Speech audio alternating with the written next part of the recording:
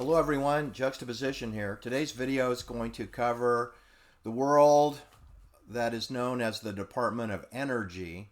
And you know by watching my videos that the banks, which control the clandestine service CIA, and its contractors also, as well as our government, which does not exist in real life. It's only part of the meta matrix universe, because our government is technically insolvent, meaning it has no sovereignty or capability of calling the shots or making decisions. And we have a cackling cacophony of chaos in the White House. So you know they're not running the show, right? So who's running the show? And of course the answer always circles back to a conference room not open to the public, aka private, room of mostly men deciding things like what the price of the stock market should be, what the value of the bond market is, what are interest rates, what's the price of gasoline, and how do we present the Ukrainian war so people believe it. In other words, it's fake, right? The economy is fake.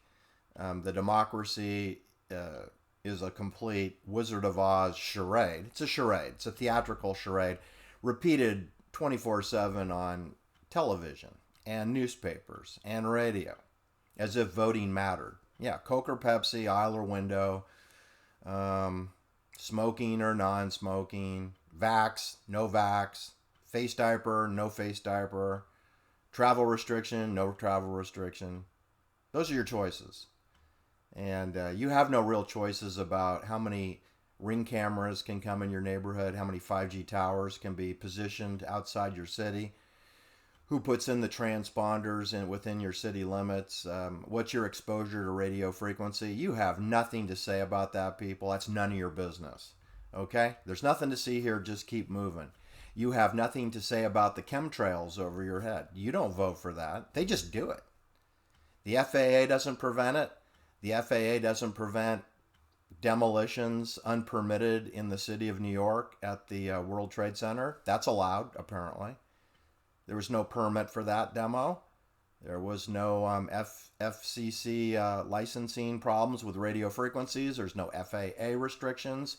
Apparently, you can fly an airplane anywhere you damn well want if it's in Manhattan or in the swamp known as Washington or near the Pentagon. So, with that, I'm going to talk about a dear friend of mine who I knew for 37 years, Dr. David W. Gregg, who you perhaps have not heard of him. I've been watching these BitChute, mostly BitChute and a little bit of YouTube videos over the last couple of years, and I've seen all these so-called experts, the biggest fraudulent one being Dr. John Campbell, who's got 2.5 million subscribers at YouTube. The guy has zero clinical experience. He's not a medical doctor, but he's bamboozled, Google followers who are easily bamboozled into believing that he's a medical doctor who speaks truth about face diapers, social distancing, vaccination status, and mRNA bio products, which he has zero knowledge of. But there he is, 2.7 million fools subscribing to his channel. And I think a lot of those subscribers are made up, right? Because there's no way I'm ever going to get 2.7 million of anything in my life. So I think that they promote his videos by juking his subscriptions and also providing cash payments to him, right? To do social engineering. But you got Ron DeSantis down there pretending to be the governor of Florida, and he looks a lot like a Yale University, Harvard Law, Office of Naval Intelligence, Guantanamo Bay prisoner dilemma game trained Navy SEAL poser, meaning that he sings the song and plays the music that we all want to hear about freedom and liberty. But he has no authority over the state of Florida. He has no authority. He's going to run for president someday, and a lot of people are going to vote for him. And he's not going to be 1 millimeter different than Sleepy Joe Biden or Gavin Newsom. I think they're going to run Gavin Newsom for president. the dyslexic, Jesuit-educated Gavin Newsom from California, former fake mayor of CIA San Francisco. They're going to run him for president. He's our fake governor of California. They're not going to run Andrew Cuomo. They're going to run Gavin Newsom, right? He's going to be running for president against perhaps Ron DeSantis. So you got two CIA indoctrinated people. In other words, it doesn't make any difference which one of them wins. They're the same. California and Florida are run by the same people. But I know people don't want to hear that and they don't want to believe that. They want to look for a Superman's going to rescue you.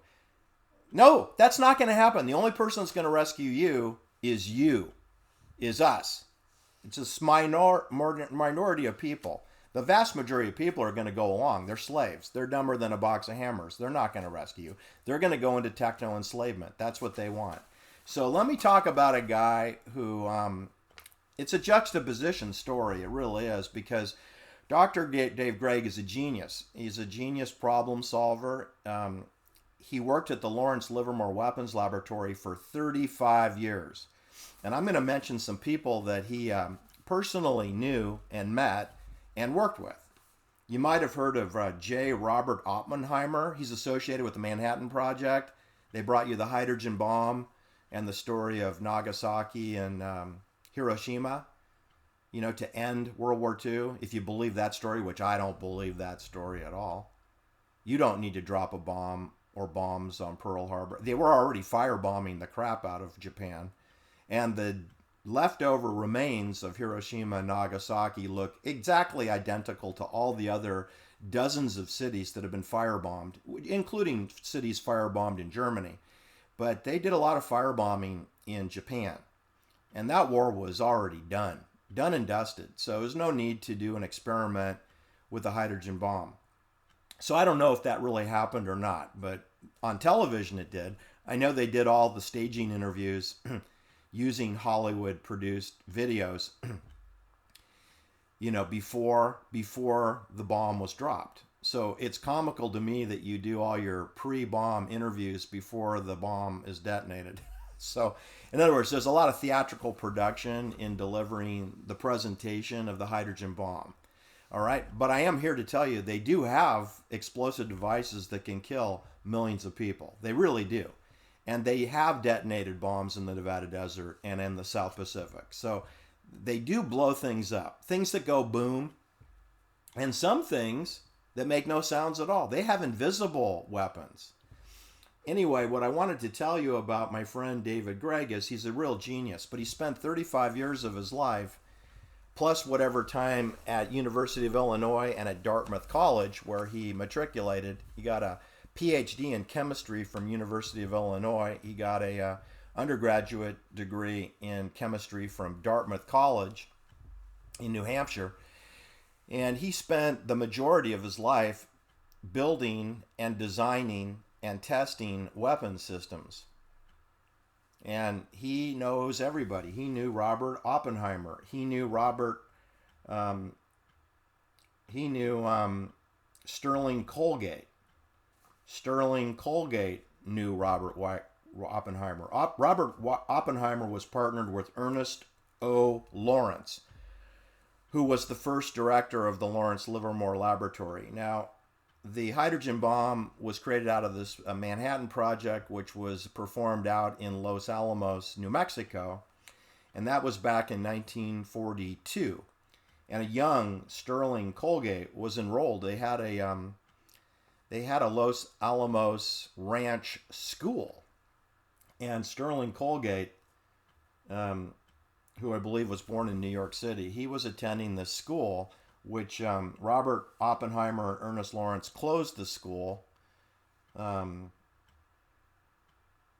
the case of Ernest Lawrence was a little older than Oppenheimer. I think Ernest Lawrence was about 41 years old in 1942, and Robert Oppenheimer was about 37, 38 years old.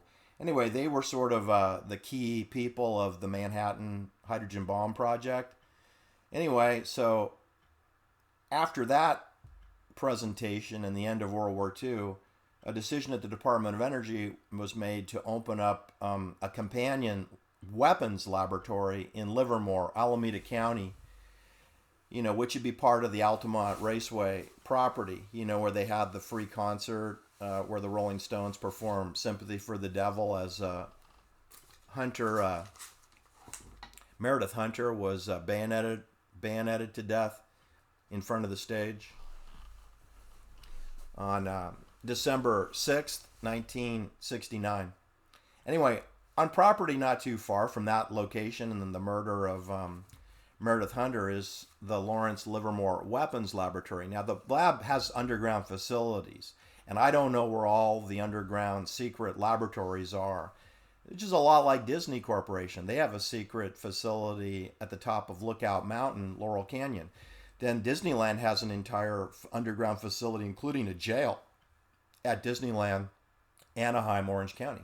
And they have an underground facility in Orlando underneath Disney World. So that's true with Fort Detrick, Maryland, which is a bioweapons laboratory. It's true with Edgewood, which is a bioweapons laboratory. So there are all these laboratories to make bioweapons or to make bio devices or microbiology or nanotechnology and or bioweapons laboratories, which are above ground but mostly below ground. And that certainly holds true for the Lawrence Livermore Lab. Anyway, my friend Dave Gregg also knew some key people that you've never heard of, and I'm going to mention their names right now because I think they're very relevant to the story. It's what you don't hear. Remember, the media talks about what is not happening, and on my channel we talk about what is happening. And what is happening is some scientists that you should know the names of are Dr. Ray Kidder. He's a physicist, and he too was involved with the Manhattan Project. He was only 21, 22, 23 years old out there in New Mexico, Los Alamos. Ray Kidder, okay? And he's kind of the chairman of the board. Okay, so you got Ray Kidder, you got Ernest Lawrence, you got J. Robert Oppenheimer, who were older, and they were running the Manhattan Project. And those three are together, as well as Sterling Colgate, who's younger. He's there too, as a child. That's four.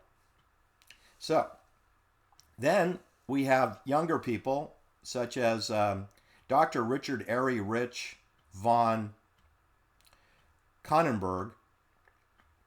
And he's 10 years older than David Gregg, and he lives 1 year longer than David Gregg.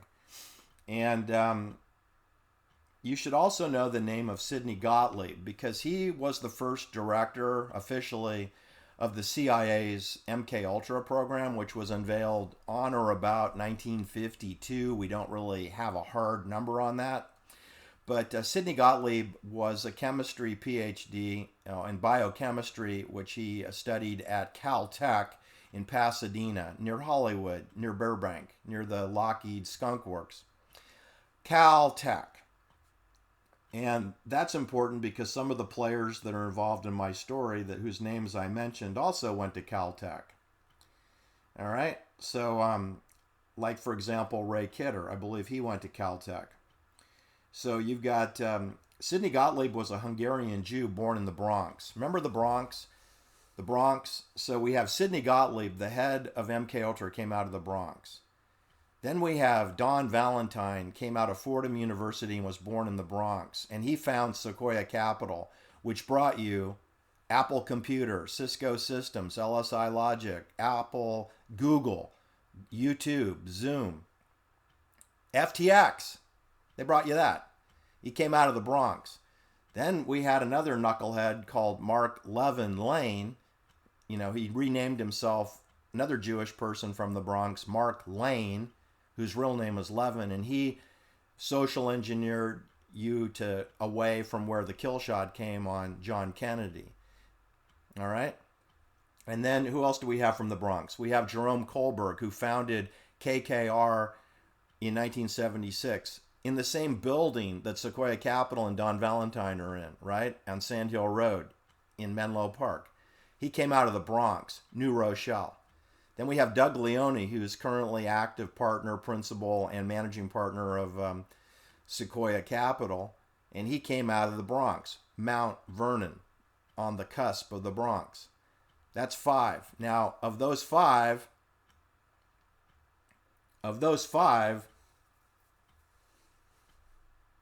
Sidney Gottlieb has a chemistry degree and went into mind restructuring. Isn't that interesting? He has a biochemical degree from Caltech, which normally you go into rocket science or weapons labs after that. But he didn't. He went into mind restructuring, working with another Jewish gentleman by the name of Albert Laverne, medical doctor, psychiatrist, not unlike Louis Jolyon West, who worked for the United States Air Force in San Antonio, Texas, and then killed an elephant at the Oklahoma City Zoo, and then jumped on a plane and went out to San Francisco to work with Timothy Leary and Abigail Folger's mother at Haight-Ashbury. So you have a nice dysfunctional group of Jim Jones, Dianne Feinstein, Enos Mejia, Hunter S. Thompson, Ken Kesey, Bill Graham, Colonel Paul Tate, Sharon Tate's father. And did I mention Timothy Leary? I don't know. Anyway, that's 8 criminals that I just named. I mean, you can't be the mayor of San Francisco, Dianne Feinstein, and a senator from California, Dianne Feinstein, and pretend to not know that you have Operation Overspray going on when you're attending Stanford University and you graduated from the Sacred Heart Academy at 2222 Broadway, and you're going to pretend you never looked up in the sky when the CIA is dumping chemicals over your town. Yeah, and you can't pretend that Patricia Hearst wasn't hiding in your neighborhood for over a year. And you can't pretend that Kevin Collins got kidnapped, disappeared out of your neighborhood under your nose. And you can't pretend that Timothy Leary, the LSD maven, isn't conducting operations in Haight-Ashbury in close proximity to where you lived at Presidio Heights. And you can't unhear the Zodiac's final killing at the corner of Washington and Cherry Street, blocks away from where you resided. You know, you'd have to be dumber than the movie Dumb and Dumber, Dianne Feinstein, to not know that felonious criminal activities are going on in your zip code. Not only that, in your neighborhood, within blocks walking distance from your front door. How can you not know that? And you're the mayor of San Francisco, and you got that way because George Moscone had his head blown off? I think he had 2 shots to his brains. That's kind of violent, don't you think? It's kind of what I would consider to be an assassination, right? So you do know assassinations go on in San Francisco. You were there when they assassinated George Sullivan on August 2nd, 1967, the Summer of Love. Dianne Feinstein, where were you? Where were you in 1967? We had a black man who owned the Fillmore West murdered by gunshot. It looked a lot like a murder, not a suicide. Weren't you paying attention? Then we had George Moscone murdered, apparently right down the hallway from your office or your cubicle. And then Harvey Milk, he gets assassinated. I mean, he's a CIA from New York, and George Moscone is CIA in town, inbred in San Francisco. So anyway, you can't believe all the poppycock that you hear on television. In fact, you can believe, as Sonny Barger told me, believe nothing you read in the papers. So Dave Gregg knew and debated and worked with Ray Kidder. And he worked and debated and argued with Dr. Richard Airy Rich von Connenberg. And he knew and argued with Sterling Colgate. Those are premier world-class physicists. Those all have experience in physics. Dr. Dave Gregg was an expert genius in the world of chemistry, but he was paired up with physicists constantly. He was on teams with them. He was also used as an individual problem solver at the Lawrence Livermore Lab. And he worked 35 years at the lab, which is longer than any other scientist that I mentioned today. And I mentioned at least 5. Robert Oppenheimer, Ernest Lawrence, the first director of the Lawrence Livermore Lab, and working, an alumni of the Manhattan Project, and Sterling Colgate, and Dr. Richard Airy von Cronenberg, and Ray Kidder. They didn't work 35 years dedicated to the Lawrence Livermore Lab, but Dave Gregg did. So what I want to tell you is, let me just read you a little bit about who Dave Gregg was. This is according to the Lawrence Livermore Lab themselves. Dr. David W. Gregg, a lab retiree, died of cardiac arrest failure on July 6th, 2011. He was 76 years old. His birthday is September 14th, so he was just a few months shy of his 77th birthday. He was born in Berkeley, California, near University of California, Berkeley, CIA Spooksville. He was born on September 14th, 1934, which makes him 1 year younger than Dianne Feinstein. His parents' names were John and Barbara Gregg. He was the grandson of John Gregg, who founded the School of Landscape Architecture in Berkeley. Dave graduated from Berkeley High School, and then he headed to Dartmouth College in New Hampshire, where he earned a bachelor's degree in chemistry. He then attended University of Illinois, where he earned a PhD in chemical engineering in 1961. He immediately accepted a job to work for the Department of Energy at the Lawrence Livermore Laboratory, which is in close proximity to Berkeley, California. So he returned back to California and began his 35-year career at the Lawrence Livermore Weapons Laboratory, is what we called it. For public relations, they call it an acronym, right? Like all CIA and bank-operated entities. Everything's an acronym, like HAP, that Dianne Feinstein pretends not to know about. Haight-Ashbury Project. Or ARP, which Dianne Feinstein pretends not to know about. Amphetamines Research Project, right under her nose, right? And instead of calling things what they really are, which is weapons system development in secret, private, not a democratic process, we call it LLNL. LLNL, Lawrence Livermore National Laboratory. It's not a national laboratory. It's a weapons laboratory that's funded with bank money, because we have no nation. You can't have a national laboratory unless you have a nation.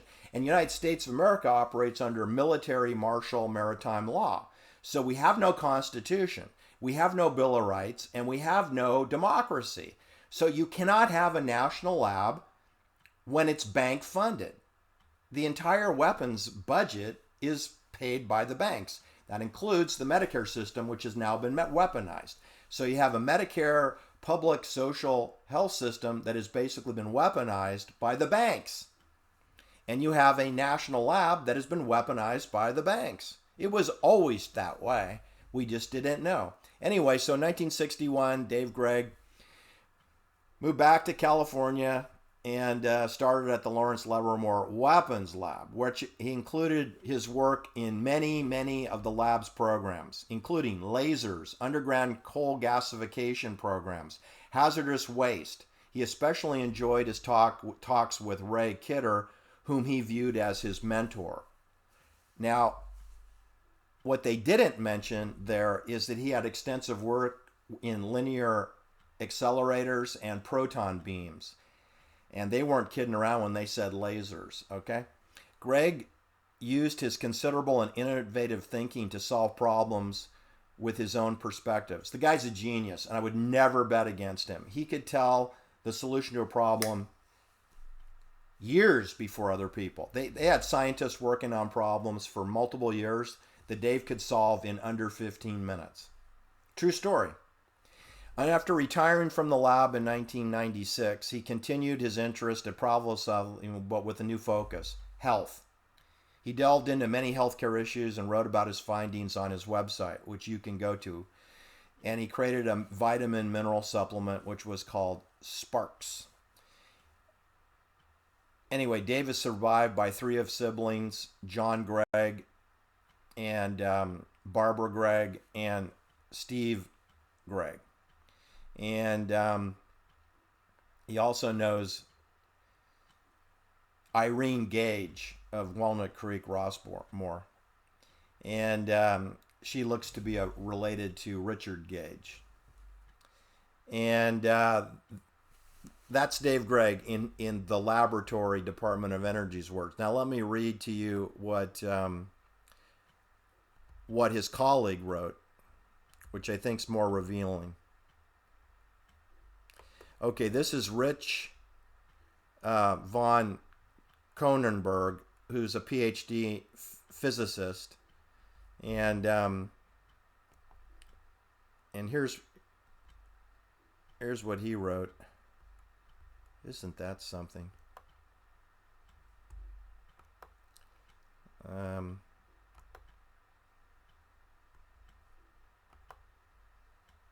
All right, here it is.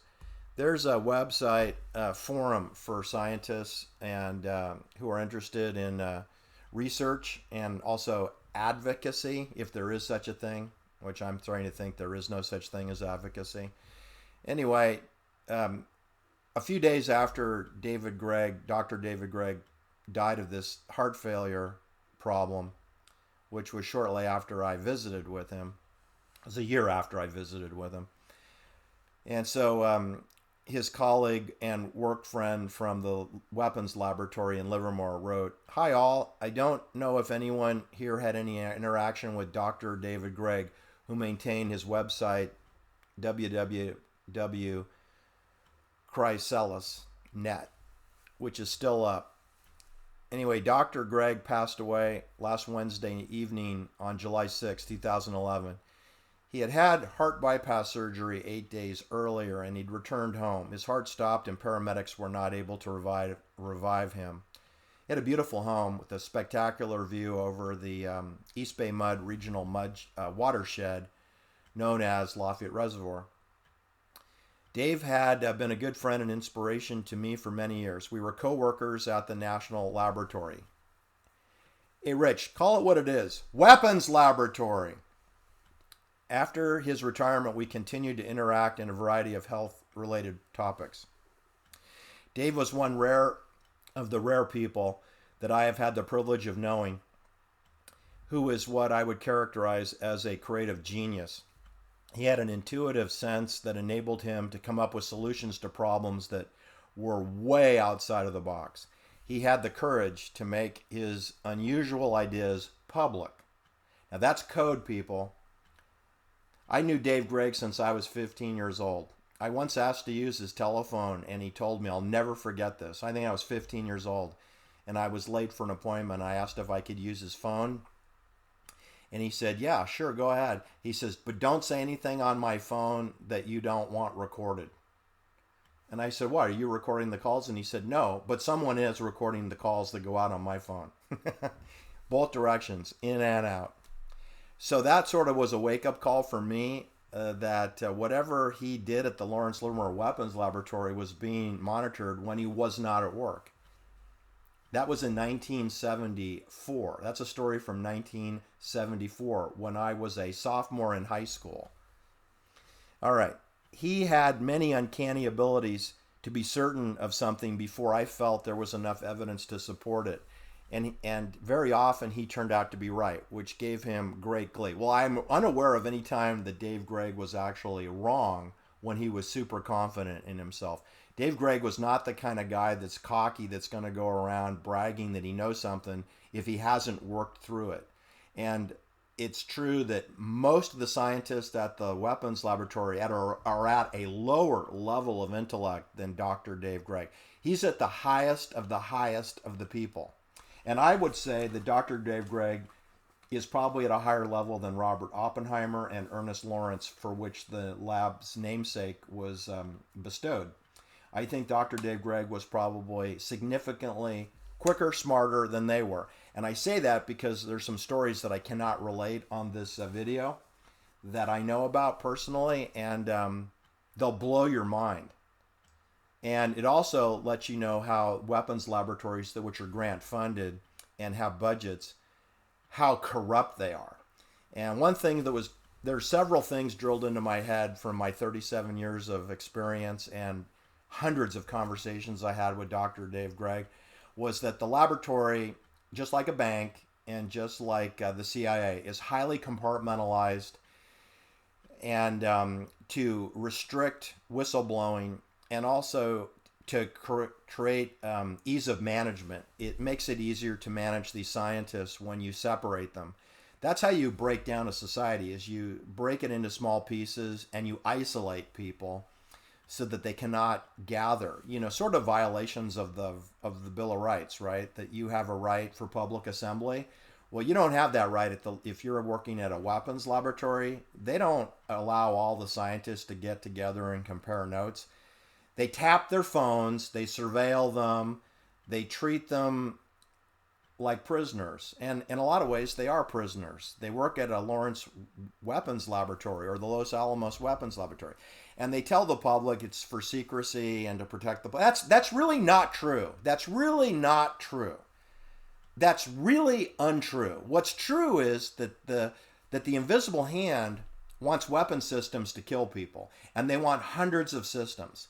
And then a few people in a room decide which of the hundreds of weapon systems that they will use for a specific event. And 9/11 is a classic example of many different weapon systems which were not designed by one scientist or one team of scientists. It's an integrated approach. It's scientists that work on different aspects, from microbiology to nanoscience to liquid weapons, to paint-on weapons, to radio frequency, to direct energy weaponry. When I say proton beam, people, think direct energy weapon, okay? When we say laser, that can be used for both measuring, GPS tracking, or to aim a sight of a high-powered rifle, or to aim a sight of a rocket or a missile, right? It's targeting. And linear accelerators separate the whole atom structure. So when you looked at the World Trade Center tower number 1 and number 2, and then hours later building 7 were liquefied. That's concrete, that's steel. Most importantly, 16 steel beams plus all the sub beams plus concrete. Never mind the sheetrock and the aluminum cabinets and the plastic photocopy machines, all liquefied, and all of the asbestos and all that debris released into the atmosphere. You're not going to do that with an airplane, okay? And you're not going to do that with a hydrogen bomb either. I mean, there would be pieces left over after a hydrogen bomb. This is beyond a hydrogen bomb. This is more sophisticated. And can you imagine the things they have today? Be far more sophisticated than 9/11, 2001. That was supposed to be, I was told that was 15 to 18 years of old technology put together in a particular sort of way to minimize casualties. They can maximize or minimize. Weapons were mostly about targeting and making them as precise as possible and going away from just collateral damage. And they did accomplish that in 9/11, despite that there's almost 3,000 people dead. You're talking about an area where it has almost 7 million people. So as a percentage of 7 million, it's a really small number. Not counting New Jersey, where you would have had tremendous casualties all over that eastern seaboard area had you used a different bomb product or explosive products to take out some empty buildings. All right, well, anyway, I wanted to just sum up here that my friend Dr. David Gregg's phones were tapped, according to him. I have no reason to dispute that. He knew the biggest and baddest world-class physicist in the world. He was smarter than, I think, all of them. He was a little too chatty. And you know what happens, like with bankers, like Roberto Calfi and Michele Sindona, or Abigail Folger, who's talking chatty-like to a psychologist by the name of Marvin Flicker down in Beverly Hills? You get whacked. And when you're a chatty chemist and you work for a weapons laboratory and you're chit-chatting a little too much, you could get whacked too. And here's something that I find very disturbing. So I met with him in October 2009. I'm not going to get into particulars. I'm going to do an interview with my friend Steve on that. And I was really looking forward to having a nice 2-hour meeting with my friend Dave, but it was punctuated by something you'll learn about later that was very disturbing to me. And I was more and more concerned about my friend Dave Gregg after that. Well, he died a year later, all right? And he died a little more than a year later. He died on July 6th, 2011. So, that's like 18 months after I met with him.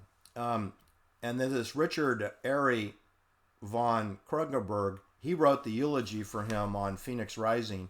He died a year after typing up that eulogy. Then the Sterling Colgate, who they all knew the Sterling Colgate, who's also a genius, he dies on December 1st, 2013, 1 year after Dr. Richard von Kronenberg dies.